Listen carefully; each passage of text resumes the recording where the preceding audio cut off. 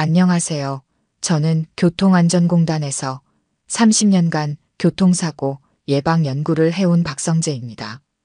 올해 72살, 작년에 아내를 먼저 보내고 지금은 혼자 살고 있습니다. 은퇴 후에도 버릇처럼 아침 5시 30분이면 눈이 떠집니다. 연구원 시절 출근 습관 그대로입니다. 우리 동네 능골마을 7번 버스 정류장은 제 집에서 걸어서 10분 거리에 있습니다. 매일 아침 이곳에서 2시간씩 버스 이용객들의 안전을 관찰합니다. 겉으로 보기에는 평범한 버스 정류장이지만 제 눈에는 곳곳이 위험한 고투성이입니다. 보도블록은 군데군데 깨져 있고 버스가 정차할 때마다 연석과의 간격이 너무 벌어져 노인들이 힘겹게 발을 옮기는 모습을 봅니다. 비가 오는 날이면 미끄러운 바닥 때문에 아찔한 순간들이 여러 번 목격됩니다. 아침 식사는 언제나 같습니다. 현미밥 한 공기에 김치, 계란 프라이 하나.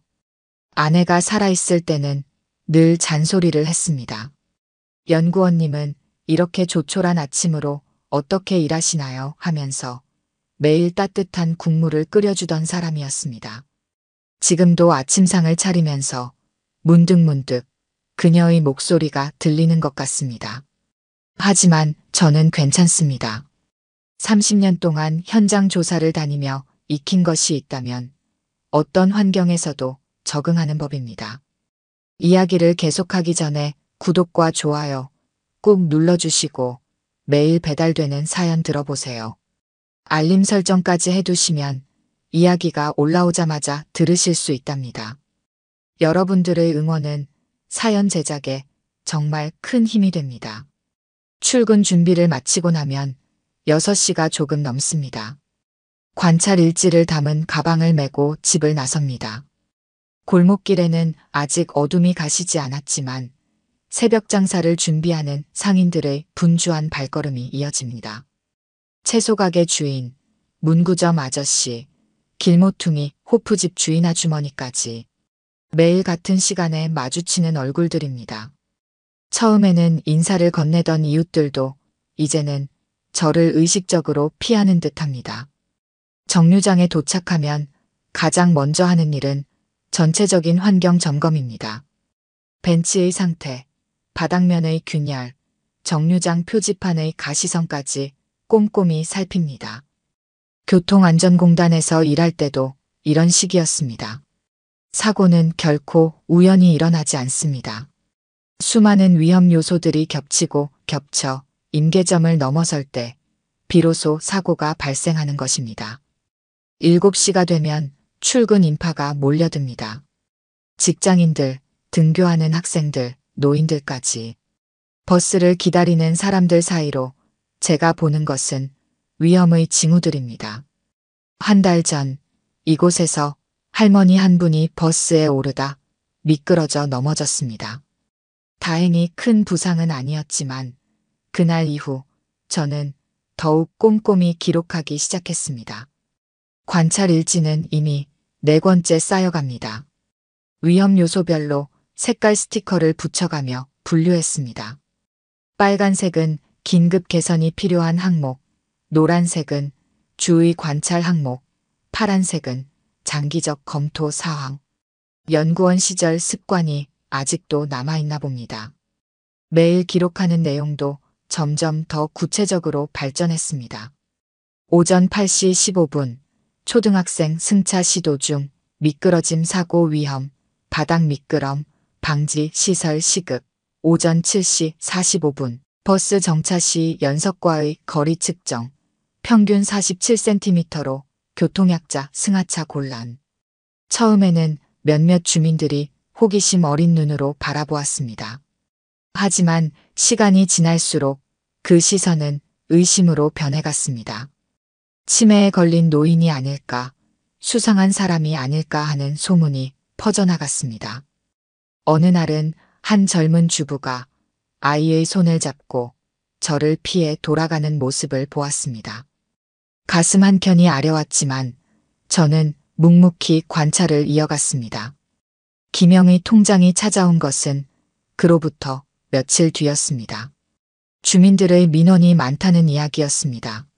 매일 같은 시간에 정류장을 서성이는 노인을 보고 불안하다는 것이었습니다. 저는 차분히 제 신분과 하는 일을 설명했지만 통장의 눈빛은 여전히 의심으로 가득했습니다. 결국 주민센터에서 긴급회의가 열렸고 저는 주요 안건이 되었습니다. 그리고 오늘 마침내 경찰이 왔습니다. 2명의 젊은 경찰관이 조심스레 다가왔을 때 저는 이미 예상하고 있었습니다.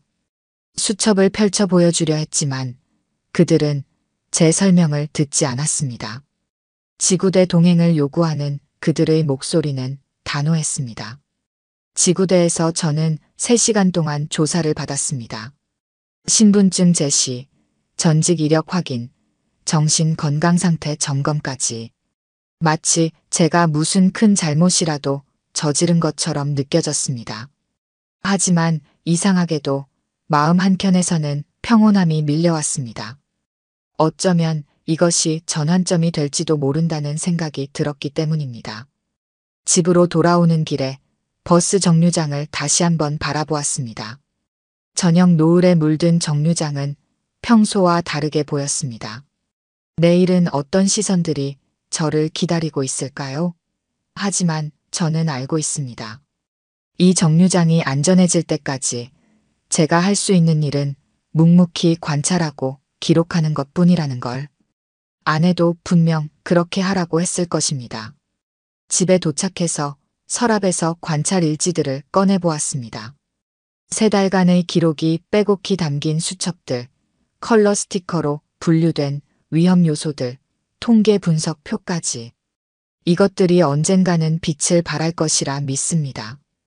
오늘의 일은 어쩌면 시작에 불과할지도 모릅니다.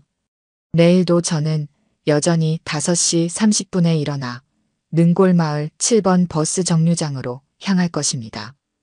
이대철 기사는 12년째 이 노선을 운전하고 있습니다.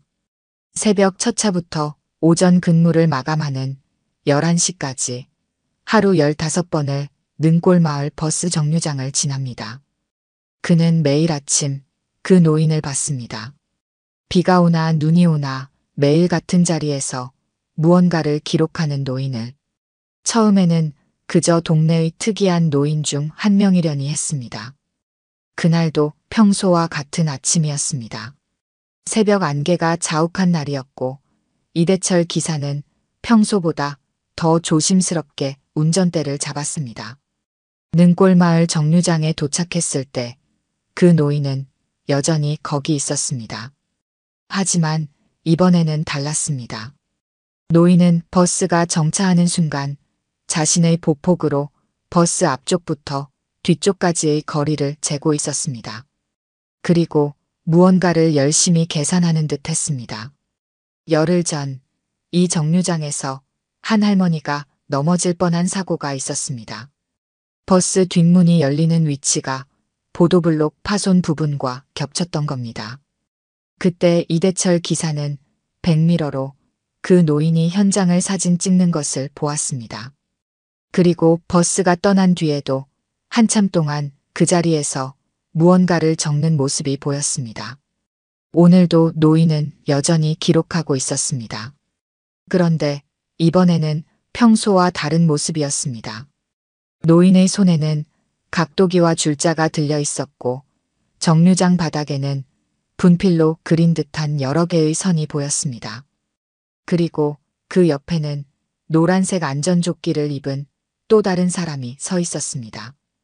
이대철 기사는 버스에서 내린 승객들이 모두 사라질 때까지 기다렸다가 처음으로 그 노인에게 다가갔습니다.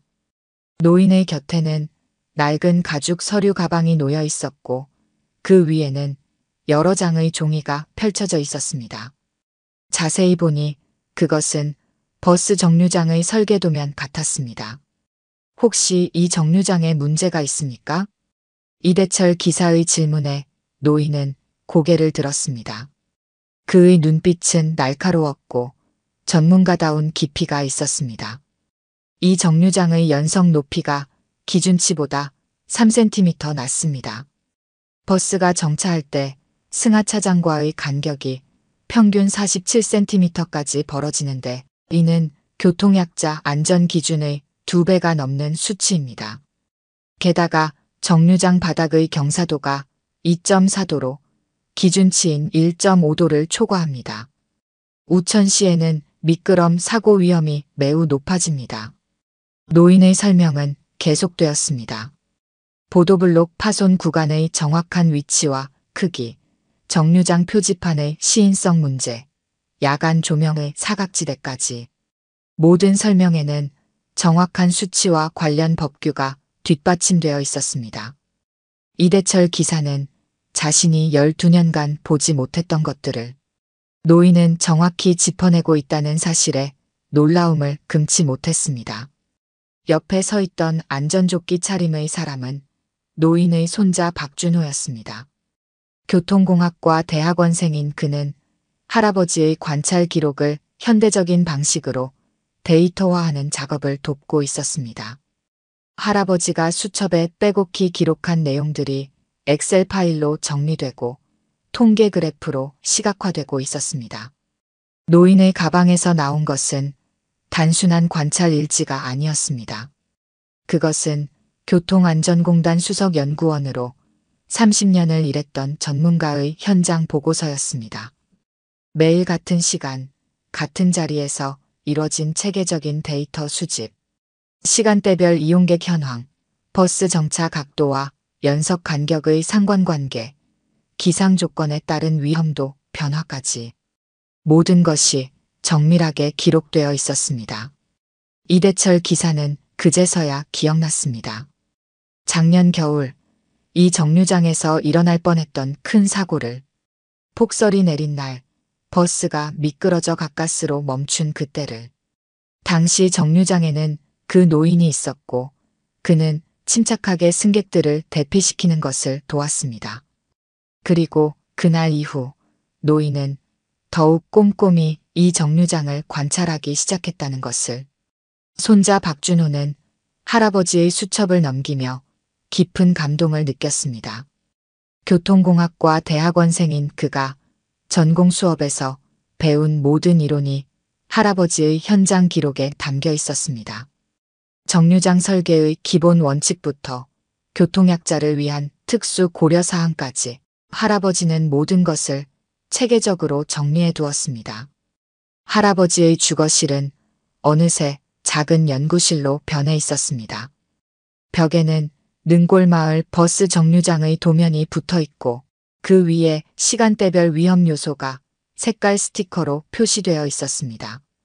책상 위에는 교통안전공단 시절 작성했던 매뉴얼들이 가지런히 정리되어 있었고 서랍에는 매일 아침 관찰한 내용을 정리한 수첩들이 차곡차곡 쌓여 있었습니다. 할아버지, 이건 정류장 안전진단의 교과서나 다름없습니다. 박준호는 할아버지의 기록을 데이터베이스화하는 작업을 시작했습니다. 스프레드시트에 입력된 데이터는 놀라운 패턴을 보여주었습니다. 오전 7시 15분에서 8시 45분 사이 버스 정차 시 발생하는 연석과의 간격이 평균보다 12cm 더 벌어졌습니다. 출근 시간대 승객 밀집도가 높아지면서 버스 기사들이 보도와의 거리를 더 두고 정차하는 것이었습니다. 문제는 여기서 끝이 아니었습니다. 할아버지는 정류장 주변 도로의 경사도까지 측정해 두었습니다. 보도블록 파손 구간과 겹치는 지점에서 경사도가 갑자기 높아지는 현상을 발견한 것입니다. 이는 장마철이나 폭설 시의 심각한 안전 문제를 야기할 수 있는 요소였습니다. 작년 겨울에 있었던 폭설로 버스가 미끄러질 뻔한 사고도 이 때문이었던 거군요. 박준호는 할아버지의 관찰 일지를 더욱 꼼꼼히 살펴보았습니다. 할아버지는 매일 아침 기온과 습도까지 체크해 두었습니다. 날씨 변화에 따른 정류장 바닥 상태의 변화, 승객들의 보행 패턴 변화까지 모두 기록되어 있었습니다. 이런 데이터는 정류장 설계의 맹점을 정확히 짚어내는 근거가 되었습니다. 특히 인상적인 것은 할아버지가 작성한 시간대별 위험도 매트릭스였습니다.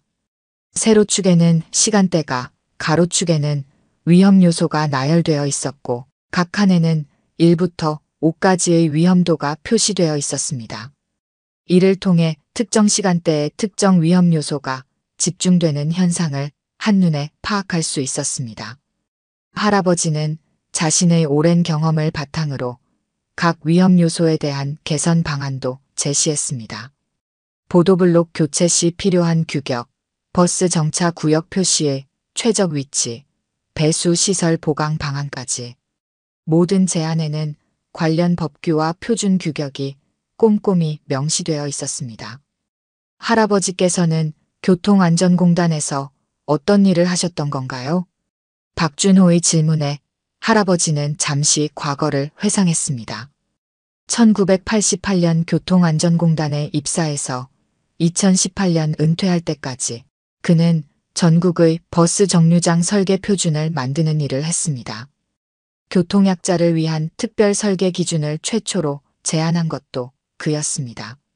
수십 년간의 현장 조사와 연구를 통해 그는 작은 설계 변경이 어떻게 사람의 생명을 구할 수 있는지를 몸소 깨달았습니다. 1995년 여름이었지. 한 시골 마을의 버스 정류장에서 일어난 사고를 조사하러 갔었단다. 그날도 이런 식으로 현장 조사를 하고 있었는데 할아버지는 그날의 기억을 또렷이 떠올렸습니다.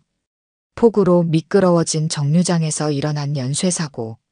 그 사고를 계기로 그는 버스 정류장 안전 기준을 전면 개정하는 작업을 시작했습니다. 그의 연구는 전국 표준이 되었고 수많은 사고를 예방하는 데 기여했습니다. 박준호는 할아버지의 이야기를 들으며 자신의 전공에 대한 새로운 시각을 얻었습니다. 교통공학은 단순한 설계나 계산이 아닌 사람의 생명과 직결된 학문이었습니다. 할아버지의 관찰 일지에는 바로 그 진실이 고스란히 담겨 있었습니다. 이제는 두 사람의 공동 작업이 시작되었습니다. 박준호는 할아버지의 수기 기록을 디지털 데이터로 변환하고 최신 분석 기법을 적용하기 시작했습니다. 할아버지의 경험과 손자의 새로운 지식이 만나 더욱 설득력 있는 보고서가 만들어져 갔습니다. 정류장 주변 지형을 3D 스캔한 데이터, 시간대별 승하차 인원, 통계, 기상 조건에 따른 위험도, 변화 그래프까지 모든 자료가 체계적으로 정리되었습니다. 이 자료들은 단순한 민원이 아닌 전문가의 체계적인 안전 진단 보고서로 거듭나고 있었습니다. 그리고 마침내 두 사람은 완성된 보고서를 들고 구청을 방문할 준비를 마쳤습니다. 이제 남은 것은 그들의 발견을 현실의 변화로 이끌어내는 일뿐이었습니다. 할아버지의 눈빛에는 확신이 담겨 있었습니다. 그의 오랜 관찰과 경험이 드디어 빛을 발할 때가 온 것입니다. 구청 안전교통과 최성민 과장의 책상 위에는 두꺼운 서류 봉투가 놓여 있었습니다. 겉면에는 정갈한 글씨로 능골마을 7번 버스 정류장 안전진단 보고서라고 적혀 있었습니다. 문서를 펼치자마자 그의 시선이 멈췄습니다. 첫 페이지의 이름 박성재. 30년 전 그가 교통안전공단 신입 직원이었을 때 만났던 수석연구원의 이름이었습니다. 보고서를 넘기는 최성민 과장의 손길이 무거워졌습니다. 매일 같은 시간 현장에서 직접 수집한 데이터는 그 자체로 무게감이 있었습니다. 시간대별 승하차 인원 통계, 버스 정차 시 연석과의 이격 거리 측정치, 보행자, 동선 분석, 기상 조건에 따른 위험도 평가. 모든 항목이 전문가의 시선으로 꼼꼼하게 분석되어 있었습니다. 특히 눈길을 끈 것은 위험도 매트릭스였습니다. 출근 시간대인 오전 7시부터 9시 사이 정류장의 위험도가 임계치를 넘어서는 현상이 반복적으로 발생한다는 사실이 그래프로 명확하게 제시되어 있었습니다. 더구나 이는 단순한 통계가 아닌 현장에서 직접 관찰하고 측정한 데이터였습니다. 안전과장님, 현장 실사 준비되었습니다. 현장에서 마주친 박성재 할아버지는 30년 전과 달라진 것이 거의 없었습니다. 여전히 꼿꼿한 자세로 현장을 살피는 모습이 예전 그대로였습니다. 다만 그의 곁에는 젊은 청년이 서 있었습니다. 손자 박준호였습니다. 할아버지의 경험과 지식이 젊은 세대의 신기술과 만나 만들어낸 보고서는 그 자체로 하나의 작품이었습니다. 이 구간의 보도블록 파손이 심각합니다. 특히 버스 뒷문이 정차하는 지점과 겹치는데 이는 교통약자의 승하차 시 큰 위험 요소가 됩니다. 박성재 할아버지의 설명은 계속되었습니다. 정류장 바닥의 경사도 문제, 우천시 배수 불량으로 인한 미끄럼, 사고 위험, 야간 조명 사각지대 문제까지 모든 설명에는 정확한 수치와 관련 법규가 뒷받침되어 있었습니다. 그의 말 한마디 한마디에 30년 현장 경험의 무게가 실려 있었습니다. 손자 박준호는 태블릿으로 3D 모델링 자료를 보여주었습니다. 정류장 주변의 지형과 시설물이 정밀하게 스캔되어 있었고 위험 구역이 색깔별로 표시되어 있었습니다. 할아버지의 경험적 데이터가 최신 기술로 시각화되자 문제의 심각성이 더욱 선명하게 드러났습니다. 즉시 개선 공사를 진행하겠습니다. 최성민 과장의 결정은 신속했습니다. 이것은 더 이상 미룰 수 없는 안전의 문제였습니다. 그는 현장에서 바로 공사 계획 수립을 지시했습니다. 보도블록 교체, 배수시설 보강, 조명시설 개선, 버스 정차 구역 재설정까지 박성재 할아버지가 제안한 모든 개선안이 공사 계획에 반영되었습니다. 소식은 순식간에 마을로 퍼져나갔습니다. 매일 아침 수상한 행동을 한다고 수군거림을 받던 노인이 알고 보니 주민들의 안전을 위해 묵묵히 일해온 전문가였다는 이야기가 전해졌습니다. 주민들의 시선이 달라지기 시작했습니다. 개선 공사는 일주일 만에 시작되었습니다. 공사 현장에는 매일 아침 박성재 할아버지의 모습이 보였습니다. 그는 여전히 수첩을 들고 있었지만 이제는 공사 감리를 위한 것이었습니다. 작업자들은 그의 조언에 귀를 기울였습니다. 30년 경력의 전문가가 현장에서 직접 지도하는 것은 흔치 않은 기회였기 때문입니다. 박성재 선생님, 죄송합니다. 김영의 통장이 찾아온 것은 공사가 한창이던 때였습니다. 그녀의 사과는 진심이었습니다. 주민들의 안전을 위해 헌신해온 전문가를 오해하고 의심했던 시간들이 부끄러웠습니다. 하지만 박성재 할아버지는 고개를 저었습니다. 오해는 당연한 것이었습니다. 중요한 것은 앞으로 이 정류장이 그리고 이 마을이 더 안전해진다는 사실이었습니다. 공사는 계획보다 빠르게 진행되었습니다. 파손된 보도블록이 교체되고 버스 정차 구역이 새롭게 표시되었습니다. 바닥의 경사도가 조정되고 미끄럼 방지 시설이 설치되었습니다. 야간 조명이 보강되고 교통약자를 위한 점자블록이 새로 깔렸습니다. 모든 공정이 끝날 때마다 박성재 할아버지의 검수가 이어졌습니다. 변화는 눈에 띄게 나타났습니다. 버스 정차 시 연석과의 간격이 일정하게 유지되었고 승하차 시의 불편함이 크게 줄었습니다. 우천시에도 미끄러움 없이 안전한 보행이 가능해졌습니다. 특히 노인과 장애인들의 만족도가 높았습니다. 정류장 개선 공사가 완료된 후 구청은 뜻밖의 제안을 했습니다. 박성재 할아버지를 교통안전자문위원으로 위촉하겠다는 것이었습니다. 이는 단순한 예우 차원이 아니었습니다.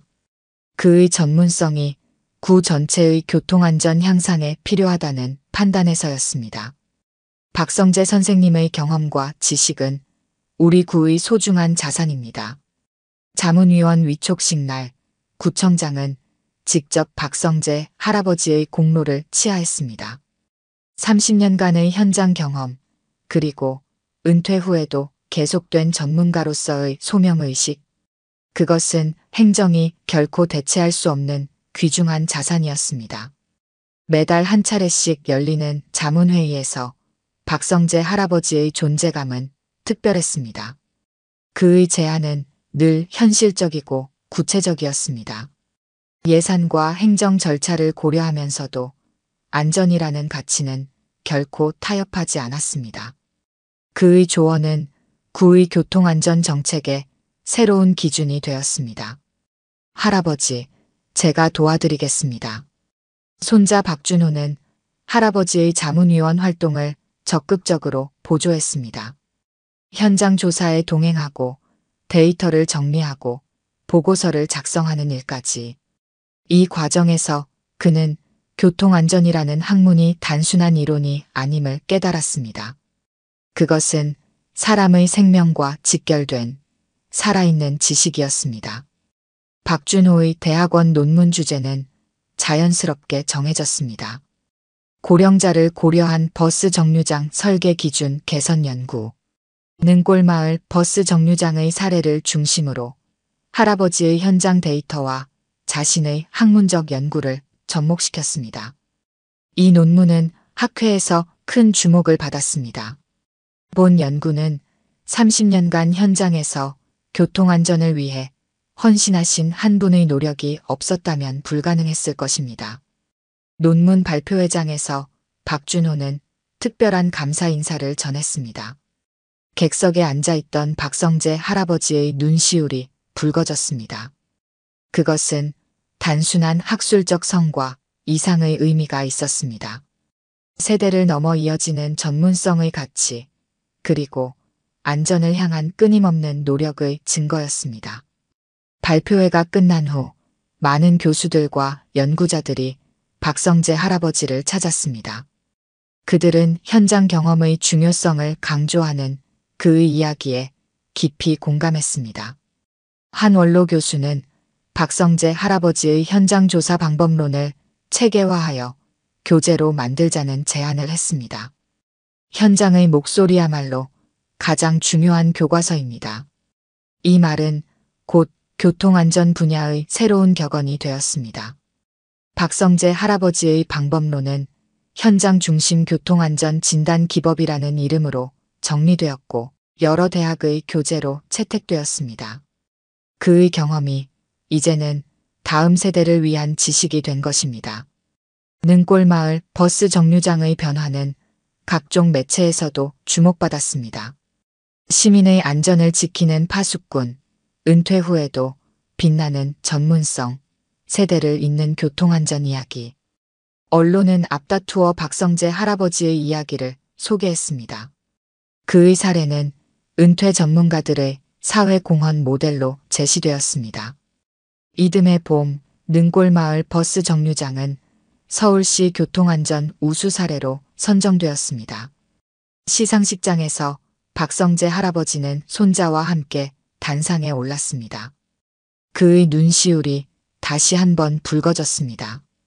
그것은 단순한 버스 정류장의 성공 사례가 아니었습니다. 한 사람의 전문성과 헌신이 얼마나 큰 변화를 만들어낼 수 있는지를 보여주는 증거였습니다. 이제 매일 아침 능골마을 버스 정류장에는 작은 의자가 하나 놓여 있습니다. 정류장을 이용하는 노인들을 위해 구청에서 특별히 설치한 것입니다. 그 의자에는 작은 명패가 붙어 있습니다. 이 정류장의 안전을 위해 매일 아침을 헌신하신 박성재 할아버지를 기억하며 할아버지는 여전히 매일 아침 이곳을 찾습니다. 이제는 수첩 대신 따뜻한 미소로 주민들을 맞이합니다. 매주 화요일이면 초등학교 앞에서 교통안전 교육을 하는 모습도 보입니다.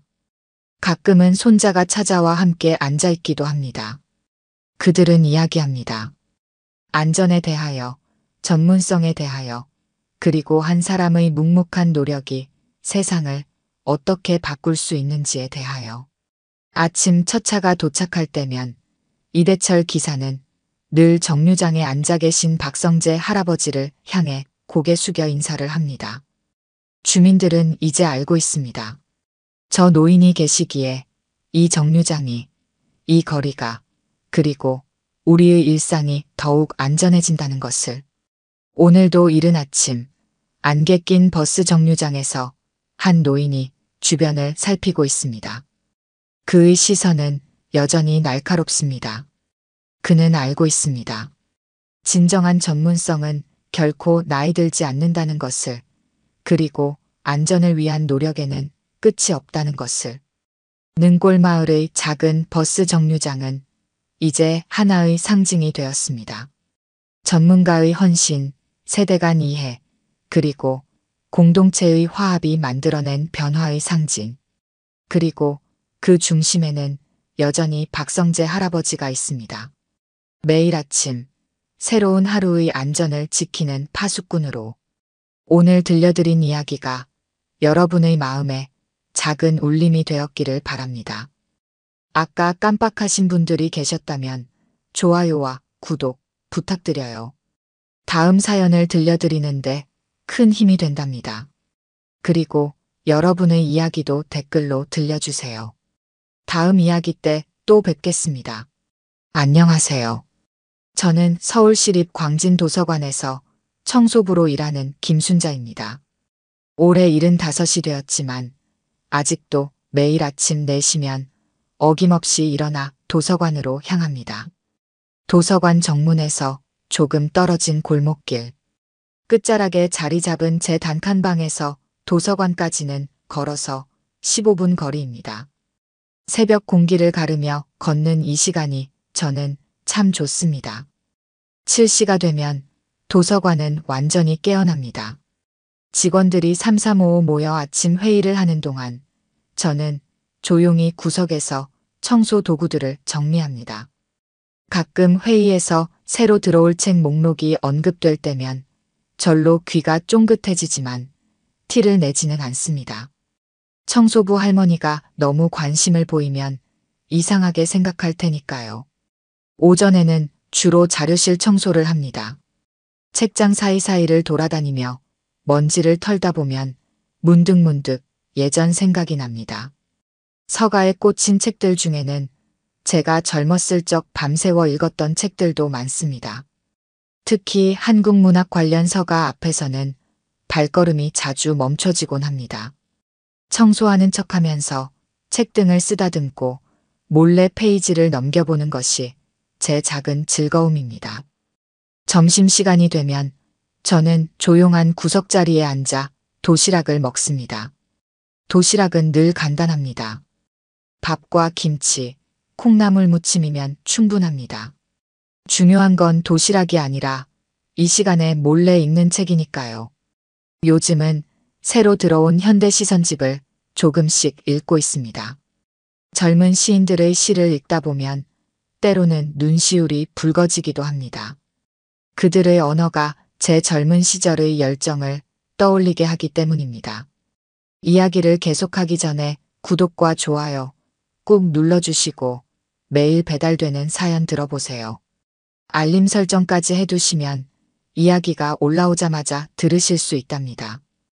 여러분들의 응원은 사연 제작에 정말 큰 힘이 됩니다.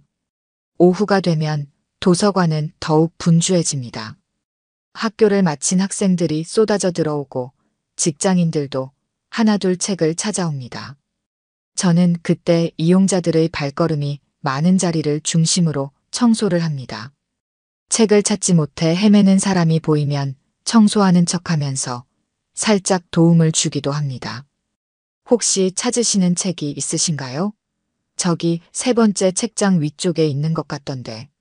하고 말이죠.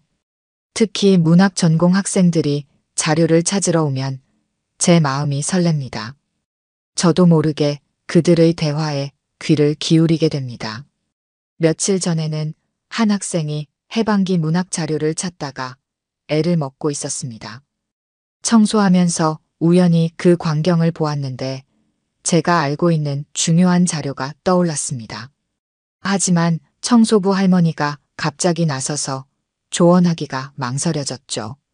대신 청소하는 척하면서 그 책이 있는 서가 근처를 맴돌았고 결국 그 학생이 책을 발견할 수 있도록 도왔습니다. 저녁이 되면 도서관은 또 다른 모습을 보여줍니다. 형광등 불빛 아래 책을 읽는 사람들의 뒷모습이 참 인상적입니다. 저는 그때 마지막 청소를 하면서 문득문득 멈춰서서 그들을 바라봅니다. 책과 함께하는 시간은 누구에게나 특별한 순간이 되니까요. 청소부로 일하면서 매일 이런 순간들을 목격하는 것이 제게는 큰 행복입니다. 퇴근 시간이 되어 도서관을 나설 때면 저는 항상 뒤돌아봅니다. 불이 하나둘 꺼져가는 도서관을 보며 내일 또 이곳에서 새로운 하루를 시작할 수 있다는 생각에 미소 짓게 됩니다. 집으로 가는 길에는 주로 오늘 도서관에서 보았던 책들을 떠올립니다. 가끔은 예전에 제가 강의하던 때가 생각나기도 하고 제자들과 밤새워 문학을 토론하던 순간들이 떠오르기도 합니다. 이렇게 도서관에서 보내는 하루하루가 제게는 더할 나위 없이 소중합니다. 비록 청소부로 일하고 있지만 이곳에서 저는 제 진정한 모습을 잃지 않을 수 있습니다. 책들과 함께하는 시간, 그리고 책을 찾는 사람들과 함께하는 순간들이 제게는 무엇과도 바꿀 수 없는 보물입니다. 이런 평화로운 날들이 계속되리라 생각했습니다. 하지만 그것도 잠시 도서관에 큰 변화의 바람이 불어닥치고 있었습니다. 새로운 관장이 부임한다는 소식이 전해진 것입니다. 이야기를 계속하기 전에 구독과 좋아요 꾹 눌러주시고 매일 배달되는 사연 들어보세요. 알림 설정까지 해두시면 이야기가 올라오자마자 들으실 수 있답니다. 여러분들의 응원은 사연 제작에 정말 큰 힘이 됩니다. 도서관 문을 열고 들어서면 가장 먼저 하는 일이 창문을 여는 것입니다. 밤새 잠들어 있던 책들이 신선한 공기를 맡아야 하거든요. 창문을 열 때마다 책들이 깊은 숨을 내쉬는 것 같아 미소가 지어집니다. 먼지 털기 전에 창문을 여는 것은 제가 스스로 정한 규칙입니다. 도서관이 주는 월급은 적지만 이렇게 아침마다 수만 권의 책과 단둘이 있는 시간은 그 어떤 것으로도 바꿀 수 없는 제 삶의 특권입니다. 청소는 늘 3층 문학실에서 시작합니다. 시집과 소설책이 가득한 이곳이 제일 좋아서입니다. 걸레질을 하다 보면 책꽂이 사이로 스며드는 아침 햇살이 먼지를 반짝이게 만듭니다. 그럴 때면 저도 모르게 시조 한 수가 읊어집니다. 가노라 삼각사나 다시 보자. 한강수야. 고국산천을 떠나고자 하랴마는 시절이 하수상하여 올동말동 하노라. 청소를 하면서 시를 읊는 할머니라고 놀랍게 생각하실지 모르겠네요. 하지만 저에게는 이렇게 책과 함께하는 시간이 가장 행복한 순간입니다. 1시간쯤 청소를 하고 나면 이른 아침부터 도서관을 찾는 학생들이 하나둘 들어옵니다. 대부분 입시 공부를 하는 고등학생들이에요. 도서관이 열리기 전부터 기다리는 아이들을 보면 저절로 마음이 짠해집니다. 그 중에서도 특히 신경 쓰이는 건 구석자리에 늘 앉는 여학생입니다. 까만 교복 차림의 그 아이는 항상 혼자 앉아 공부를 하는데 가끔 책장 너머로 훔쳐보면 책상에 엎드려 잠이 들어 있곤 합니다. 어느 날은 그 아이가 피곤한 기색으로 졸고 있는 걸 보고 제가 몰래 김밥 한 줄을 책상 위에 놓아두었습니다. 깜빡 잠이 든 사이에 누군가 놓고 간 것처럼요. 그리고 청소를 계속하면서 아이의 반응을 지켜보았습니다. 잠에서 깬 아이는 김밥을 보고 잠시 놀란 듯 했지만 배가 고팠는지 맛있게 먹더군요. 그 모습을 보며 저는 책장 뒤에서 몰래 미소를 지었습니다. 청소를 하다 보면 손상된 책들을 종종 발견하게 됩니다. 표지가 떨어져 나가거나 페이지가 찢어진 책들이 꽤 있지요. 그럴 때면 제가 가지고 다니는 작은 도구함에서 풀과 테이프를 꺼내 조심스레 보수를 합니다. 도서관 사서 선생님들은 제가 이런 일을 하는 줄 모르실 겁니다. 하지만 저는 매일 아침 아무도 모르게 이렇게 아픈 책들을 치료해주고 있답니다. 특히 오래된 시집들을 보수할 때면 제 마음이 따뜻해집니다. 서정주의 국화 옆에서 김소월의 진달래꽃, 윤동주의 별해는 밤 같은 시들이 담긴 책들은 제가 젊었을 때부터 읽어온 오랜 벗들이니까요. 그 시절 제자들과 함께 이 시들을 읽고 토론하던 기억이 새록새록 떠오릅니다. 지금은 청소부 일을 하고 있지만 저에게는 그 시절의 기억들이 제 삶의 가장 빛나는 순간으로 남아 있습니다. 도서관을 청소하는 일은 제게 단순한 생계수단이 아닙니다. 오히려 이곳에서 일하게 된 것은 제 인생에서 가장 큰 축복이라고 생각합니다.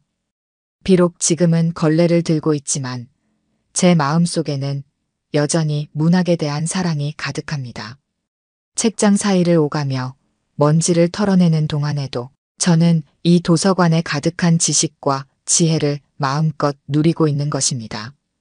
6시가 되면 도서관의 다른 직원들이 출근하기 시작합니다. 저는 그때쯤이면 청소를 거의 마치고 제 작은 공간인 청소도구함이 있는 창고로 돌아갑니다.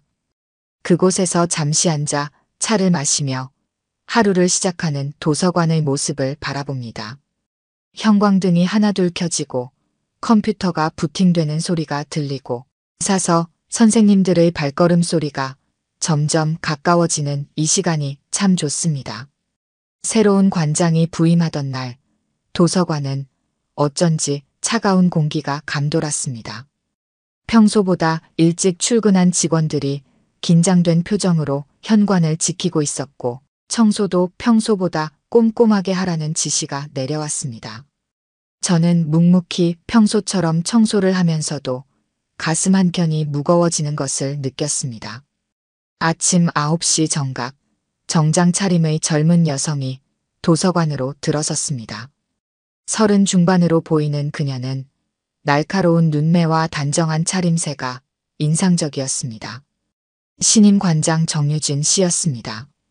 그녀는 도서관을 한 바퀴 둘러보더니 곧바로 직원 전체 회의를 소집했습니다.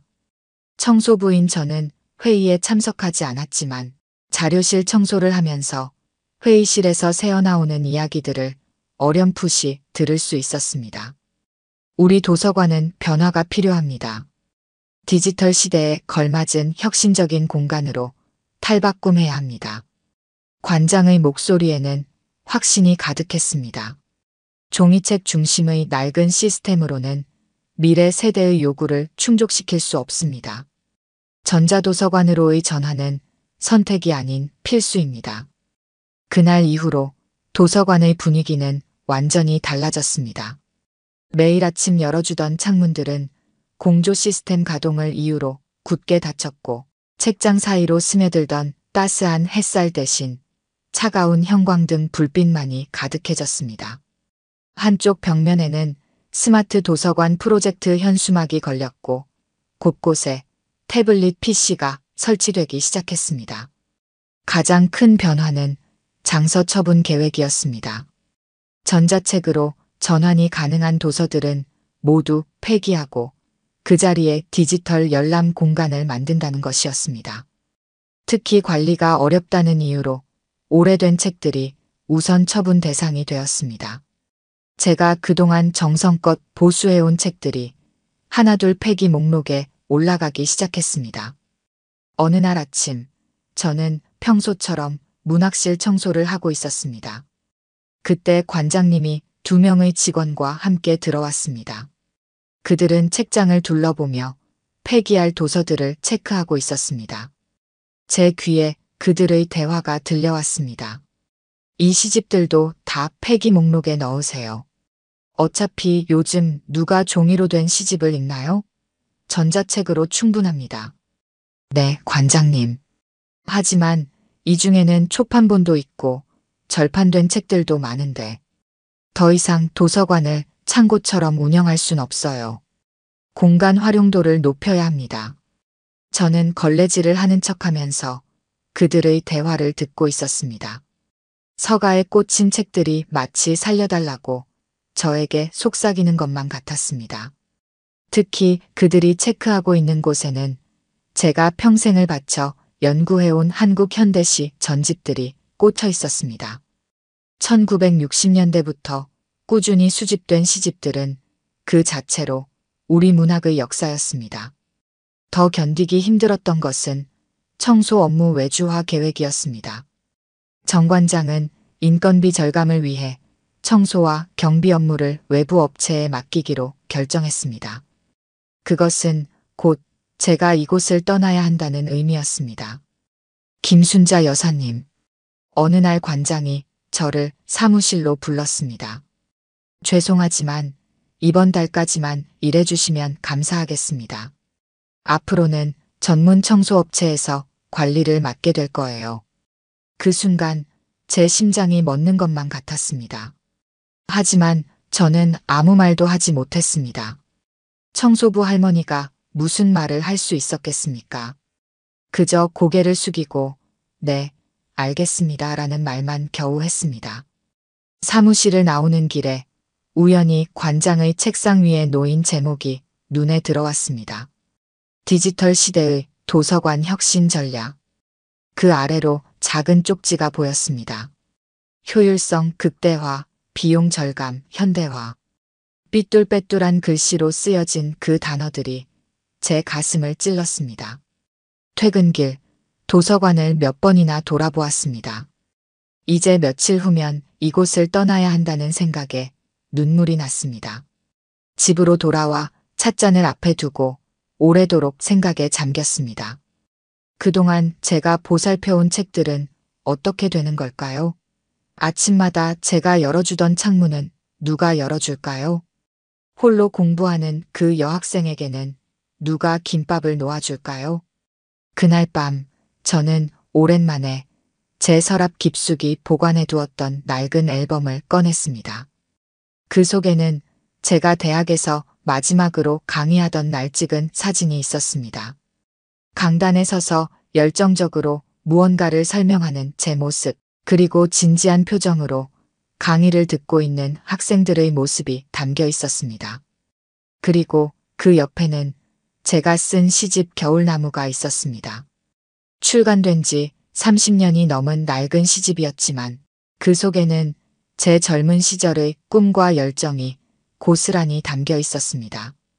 다음 날 아침, 저는 평소보다 더 일찍 도서관으로 향했습니다. 무언가 해야만 한다는 생각이 들었습니다. 하지만 무엇을, 어떻게 해야 할지 막막했습니다. 단지 청소부 할머니의 입장에서 할 수 있는 일이라곤 평소처럼 성실하게 청소를 하는 것뿐이었습니다. 남은 시간은 일주일. 도서관의 변화는 생각보다 빠르게 진행되었습니다. 매일 아침 출근할 때마다 조금씩 달라진 모습에 가슴이 아팠습니다. 평생을 함께 해온 책들이 하나둘 사라져가는 모습을 지켜보는 일은 제게 큰 고통이었습니다. 4층 자료실의 시집과 문학작품들이 가장 먼저 처분 대상이 되었습니다. 관장의 말로는 이용률이 낮다는 이유였습니다. 하지만 제가 보기에 그건 핑계일 뿐이었습니다. 매일 아침 일찍부터 시집을 읽는 노인분들도 계셨고 점심시간이면 문학작품을 읽는 직장인들도 많았습니다.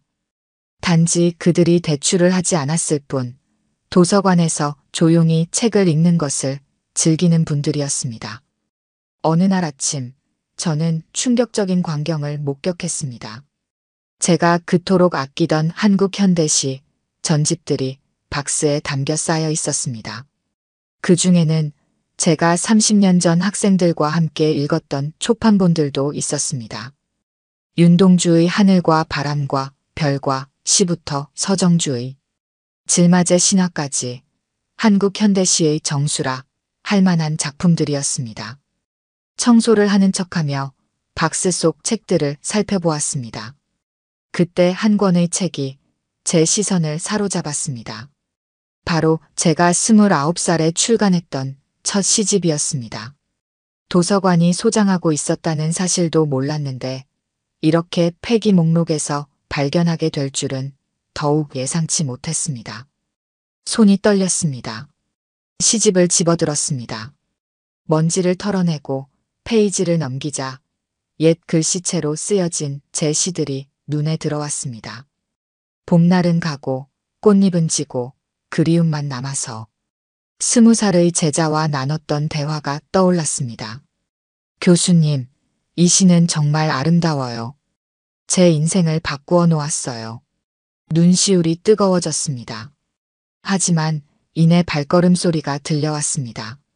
얼른 시집을 제자리에 놓고 걸레질을 계속했습니다. 들어온 사람은 정유진 관장이었습니다. 그녀는 박스들을 훑어보더니 고개를 끄덕였습니다. 이것들 내일 아침 일찍 수거차가 온대요. 오늘 중으로 정리해 주세요. 저는 무언가 말하고 싶었습니다. 이 책들의 가치를, 이 책들이 담고 있는 우리의 역사와 문학을 지켜야 한다고 외치고 싶었습니다. 하지만 청소부 할머니의 입장에서 그런 말을 할 수는 없었습니다. 그저 네, 알겠습니다 라고 대답할 수밖에 없었습니다. 그날 저녁 도서관이 문을 닫은 후에도 저는 자리를 떠나지 못했습니다. 청소를 더 해야 한다는 핑계를 대고 남았습니다. 폐기될 책들이 담긴 박스 앞에서 한참을 서성였습니다. 그리고 마침내 결심했습니다. 책들을 살려야 했습니다. 한 권 한 권 조심스럽게 책을 꺼내 살폈습니다. 보존 가치가 있는 책들을 골라내기 시작했습니다. 오래된 시집들, 절판된 소설들, 귀한 초판본들. 그것들을 제 카트에 옮겨 담았습니다. 청소도구함 안에 잠시 숨겨두었다가 내일 아침 일찍 가지고 나가려는 계획이었습니다. 하지만 그때였습니다. 무슨 일이시죠? 뒤에서 들려온 목소리에 저는 그대로 얼어붙었습니다. 관장이었습니다. 늦은 시간까지 서류 작업을 하다가 퇴근하려는 참이었나 봅니다. 카트에 담긴 책들이 그녀의 눈에 들어왔습니다. 이게 무슨... 관장의 목소리가 차갑게 변했습니다. 폐기 대상 도서를 무단으로 반출하려 하신 건가요? 순간 온몸에 식은땀이 흘렀습니다. 무슨 말을 해야 할지, 어떻게 해명을 해야 할지 머릿속이 하얘졌습니다. 그때 카트에서 한 권의 책이 바닥으로 떨어졌습니다. 제 시집이었습니다. 관장이 책을 집어들었습니다. 표지를 보던 그녀의 눈이 커졌습니다. 저자 이름을 확인하고는 저를 바라보았습니다. 그리고 다시 책을 보았습니다. 잠깐만요. 그녀의 목소리가 떨렸습니다. 이 책의 저자, 김순자 교수님, 혹시 선생님? 저는 더 이상 숨길 수 없었습니다. 고개를 들어 그녀를 바라보았습니다. 제 눈에서는 눈물이 흘러내리고 있었습니다. 정적이 흘렀습니다. 관장의 손에 들린 제 시집이 희미한 형광등 불빛 아래서 반짝였습니다. 한동안 아무도 말을 하지 못했습니다. 마침내 관장이 입을 열었습니다. 정말 김순자 교수님이신가요? 서울대 국문과의 그 김순자 교수님이. 저는 천천히 고개를 끄덕였습니다. 이제 더 이상 숨길 이유가 없었습니다. 그럼 왜 청소부로? 관장의 목소리가 떨렸습니다. 책이 그리웠습니다. 제가 조용히 대답했습니다. 은퇴하고 나서 책과 멀어지는 게 너무 힘들었어요. 그래서 도서관에서 일하고 싶었습니다. 관장은 한동안 말을 잇지 못했습니다. 그러다 문득 무언가 기억난 듯 눈을 크게 떴습니다. 혹시 겨울나무의 저자이신가요? 이번에는 제가 놀랄 차례였습니다. 30년도 더 된 제 시집을 그녀가 알고 있다니. 그 시집, 제가 대학교 1학년 때 읽었던 책입니다. 마지막 겨울나무처럼 나는 여기 서 있습니다. 그 시구를 읽고 저는 문학도의 길을 결심했습니다. 관장의 눈시울이 붉어졌습니다. 그녀는 주머니에서 손수건을 꺼내 눈가를 닦았습니다. 대학원에서 현대시를 전공하려고 했어요. 교수님의 논문들을 모두 읽었습니다. 하지만 현실은 녹록지 않았죠. 취업난에 시달리다가 결국 행정직으로 방향을 바꿨습니다. 그리고 지금은 그녀의 말끝이 흐려졌습니다. 저는 처음으로 그녀의 눈에서 진심을 보았습니다. 차가운 관리자의 얼굴 뒤에 숨어있던 젊은 문학도의 모습을. 앉으시죠, 교수님. 관장이 조심스럽게 말했습니다. 차라도 한잔하면서 이야기 나누고 싶습니다. 그렇게 우리는 관장실에서 마주 앉았습니다. 늦은 밤, 도서관은 이미 깊은 침묵에 잠겨 있었습니다. 창밖으로 보이는 도시의 불빛들이 별처럼 반짝였습니다. 사실 저도 많이 고민했습니다. 관장이 차를 따르며 말했습니다. 디지털화가 시대의 흐름이라고 하지만 종이책이 주는 특별한 가치가 있다는 걸 저도 압니다. 하지만 예산은 제한되어 있고 시에서는 성과를 요구하고 책임자로서 선택을 해야만 했습니다. 저는 그녀의 말을 조용히 들었습니다. 그녀의 고민이 이해되었습니다. 저도 한때 학과장으로서 비슷한 선택의 순간들을 겪었으니까요. 책들을 보수하신 분이 교수님이셨군요. 관장이 깊은 감동에 빠진 듯 말했습니다. 직원들 사이에서 소문이 있었어요. 누군가 밤중에 책들을 고쳐준다고. 대화는 자연스럽게 도서관의 미래로 이어졌습니다. 우리는 밤늦도록 이야기를 나눴습니다. 디지털화의 필요성과 종이책의 가치, 그 사이에서 우리가 찾아야 할 균형에 대해 진지하게 토론했습니다. 교수님, 자정이 가까워올 무렵 관장이 진지한 표정으로 말했습니다. 부탁이 있습니다. 저희 도서관의 자문위원이 되어주시면 안 될까요? 공식적인 직함과 함께 말입니다. 청소부가 아닌 도서관의 원로 자문위원으로서 저는 잠시 망설였습니다. 하지만 그녀의 눈에서 진정성이 느껴졌습니다. 한 가지 조건이 있습니다. 제가 말했습니다. 아침 청소는 계속하게 해주세요. 책들과 함께하는 그 시간을 저는 놓치고 싶지 않습니다. 관장은 깊이 고개를 숙였습니다. 그녀의 눈가에 다시 눈물이 고였습니다. 그날 밤 도서관의 어둠 속에서 우리는 새로운 희망을 보았습니다. 오래된 것과 새로운 것이 조화를 이루는 미래의 모습을. 그리고 그 모습은 생각보다 훨씬 아름다웠습니다. 그로부터 한 달이 지났습니다. 도서관은 조금씩 변화하고 있었습니다. 여전히 저는 매일 아침 4시에 일어나 도서관으로 향합니다. 달라진 점이 있다면 이제는 청소부 김순자가 아닌 자문위원 김순자 교수로서 도서관을 걷는다는 것입니다. 아침 청소를 마치고 나면 저는 이제 문학실에서 작은 강의를 엽니다. 아침의 시 교실이라는 이름으로 시작한 이 모임에는 매일 10여 명의 사람들이 찾아옵니다. 출근길에 잠시 들르는 직장인도 있고 등교 전에 들르는 학생들도 있습니다. 우리는 함께 시를 읽고 시가 전하는 아름다움에 대해 이야기를 나눕니다. 김 교수님, 우리 도서관의 디지털화 사업에 교수님의 지혜가 필요합니다. 오래된 책들을 단순히 버리는 게 아니라 보존할 가치가 있는 책들은 디지털화하면서도 실물을 보관하는 방향으로 가고 싶습니다. 저는 기쁜 마음으로 그 제안을 받아들였습니다. 이제 도서관의 한쪽에는 한국문학특별보관실이 만들어지고 있습니다. 귀중한 초판본들과 절판된 작품들이 그곳에서 새로운 보금자리를 찾게 될 것입니다. 디지털화 작업은 진행하되 원본은 특별 보관실에서 소중히 보관하기로 했습니다.